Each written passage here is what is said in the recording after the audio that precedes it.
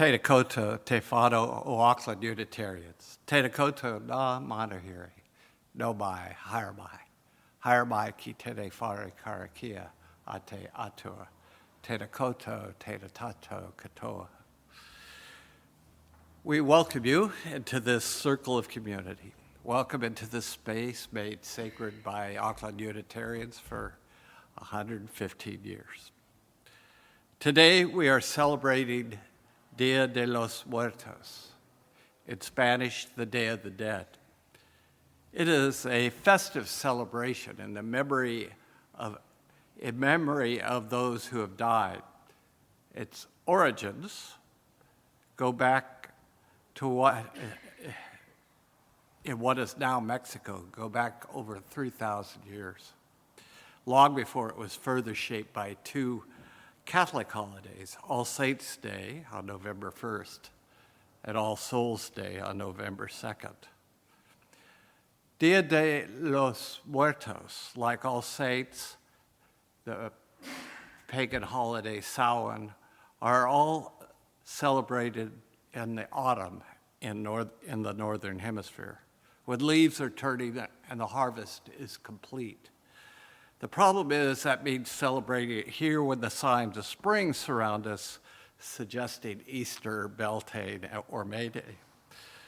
We are celebrating it anyway because the need to honor loved ones who have died is a universal need year-round. We are not seeking this morning to replicate a distinctly Mexican holiday or to claim it as our own, but to learn from it respectfully. It teaches how to share our loss, grief, and thanksgiving in community as an avenue to healing and joy.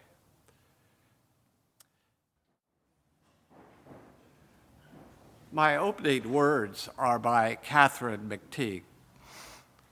In the struggles we choose for ourselves, in the ways we move forward in our lives and bring our world forward with us, it is right to remember the names of those who gave us strength in this choice of living. It is right to name the power of hard lives well lived. We share a history with those lives. We belong in the same motion. They too were strengthened by what had gone before. They too were drawn on by the vision of what might come to be. Those who lived before us, who struggled for justice and suffered injustice before us, have not melted into the dust and have not disappeared. They are still with us. The lives they lived hold us steady. Their words remind us and call us back to ourselves. Their courage and love evoke our own. We, the living, carry them with us. We are their voices, their hands, and their hearts. We take them with us, and with them choose the deeper path of living.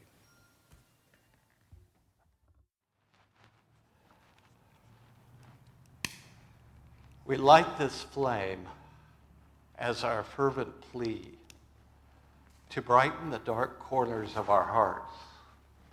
We hold this flame, for in it is the promise of warmth for souls grown cold and loss and despair. We kindle this light that we might continue to find comfort in its warmth, strength in its light, holiness in its presence. We follow this light that it might illuminate our search for purpose, for meaning, and forgiveness. We light this chalice, knowing even as the sacred spark of life is extinguished in the ensuing darkness, its light will still burn bright with all the memory and hope of its all too brief flash across our lives. We light this flame of life, of love and truth for the divine promise of healing hearts.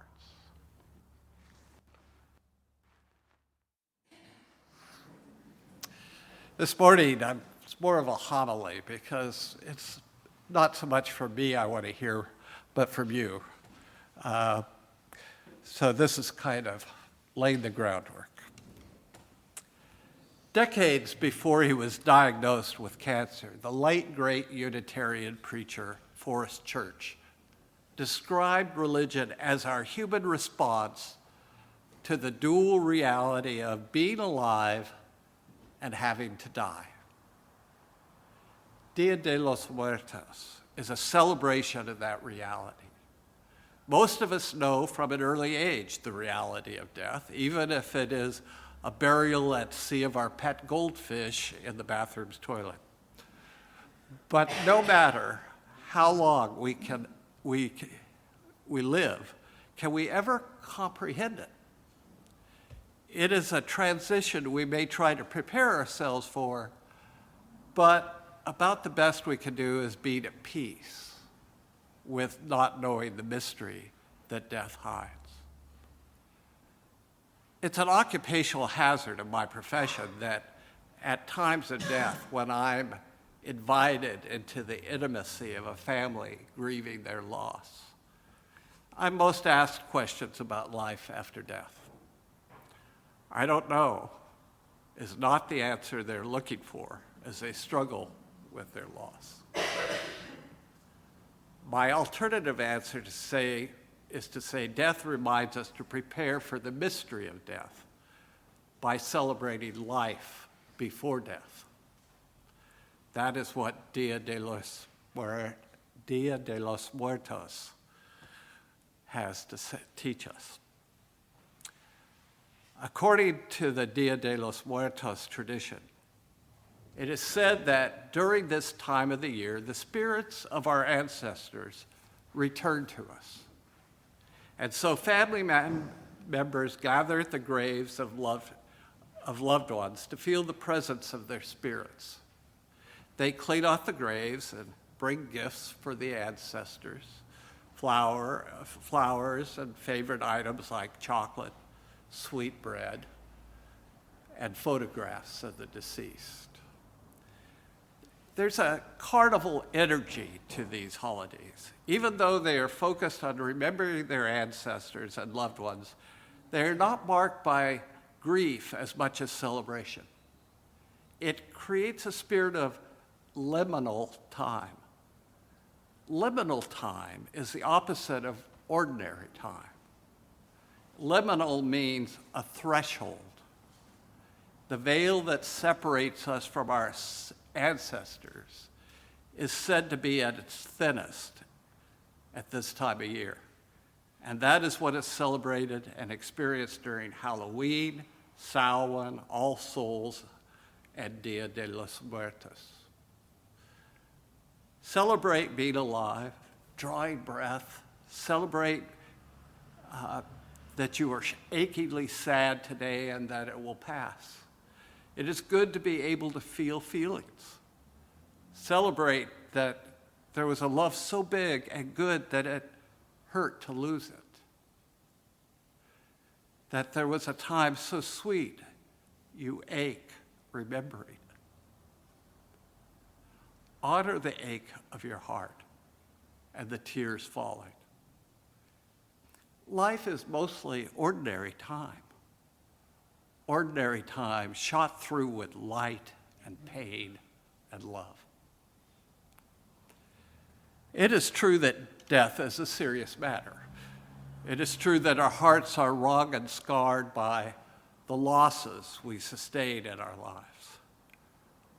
This is a fact for all human beings, we who are born here only to die a seemingly short time later.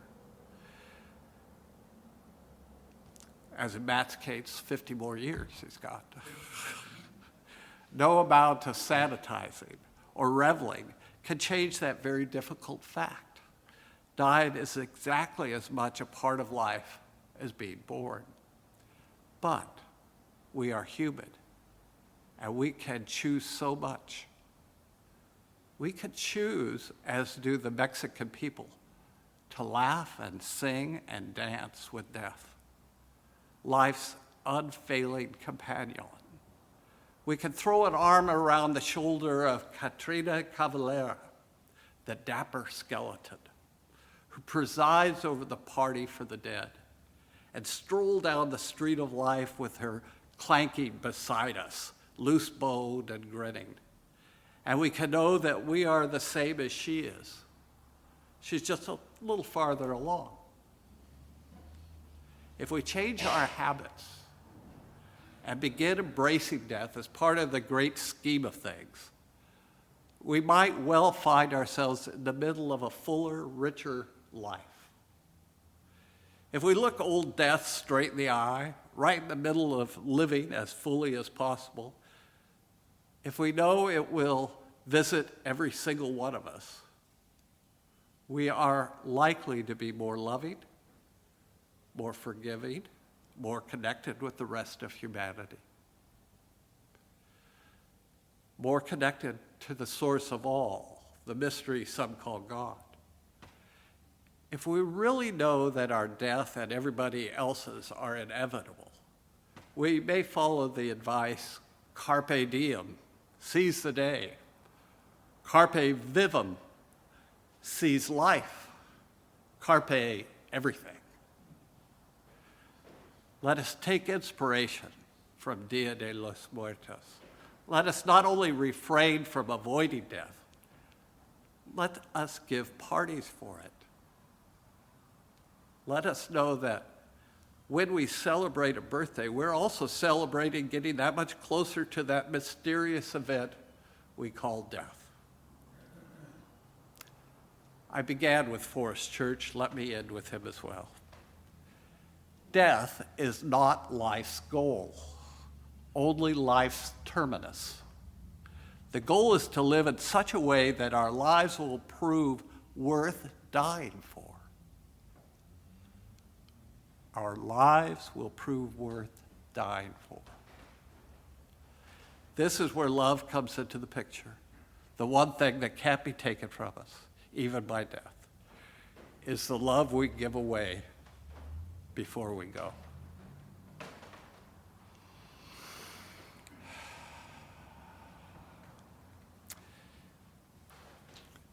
Now, we're going to, at this point, I'm going to invite you to come forward, and if you brought a photo or a memento from someone you love, light a candle and tell us a little bit about them, why they are important to you. What do you carry on from them?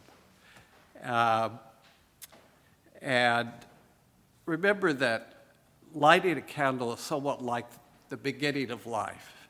If that is true, then perhaps extinguishing a candle is like the ending of life. But death may not be the end of us. We live on in the memories of friends and loved ones. The influence we possessed in life works on, moving persons or causes forward. Let us not forget that most candles have more than one life, and so perhaps may we.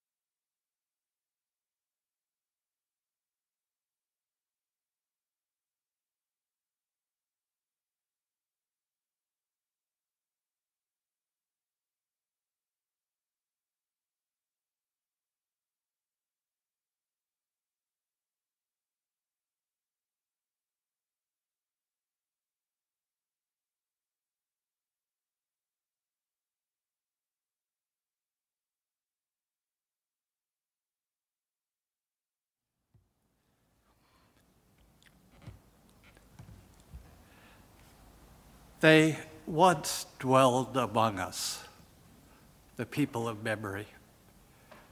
They who knew us, they who taught us, they who heard us, they who loved us. They touched our lives time and again through their presence and their absence, through familiar scents and favorite songs, through old stories and renewed sorrow. As the earth turns and leaves fall in the north, we reach back to renew the bonds between us. With hearts and hands open, we hold on to love, ever stronger than death. We reach back in gratitude and understanding. Without our time together, the pain and the joy, we would never be who we are today. We would have little to pass on ourselves. Without fear, with thanksgiving, and with hope for all that awaits, we remember those who have gone before. We honor the circle of life and death and our place within this sacred thread.